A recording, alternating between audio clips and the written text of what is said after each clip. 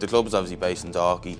We train in Shankill and we get people from Shankill, a couple from Dunleary and Sandy Cove and Glenageary area. I think we have one of the biggest underage structures in Ireland nowadays anyway. When I was playing it was probably a lot smaller. My team growing up, we had a very small number of players. We probably had about 15 players. We had two really good managers, Johnny Toomey, former Dublin hurler, and Tyke Murphy, and they'd still be heavily involved in the club. So there's a lot of family connections in the club, like the Holdens, the Shootays, the Tracys.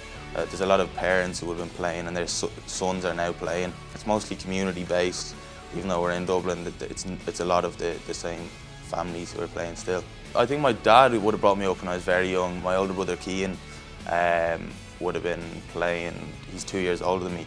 So when I was very young, I would have went up and played for his team. Must have been about 4 or 5. It was very young. And my dad would have been the manager as well, and he'd obviously have a big influence on me playing Gaelic and hurling. From the start of this year anyway, we wanted to get back to a Leinster final, give ourselves another opportunity. Obviously we've won over our parents now. I know a lot of our parents would have played in the Leinster final back in, I think they played in '89 or something. They lost the Leinster final, and obviously only one Dublin club has won a Leinster final before, so it was a huge achievement for us. To the players, it rewards all the efforts they put in this year.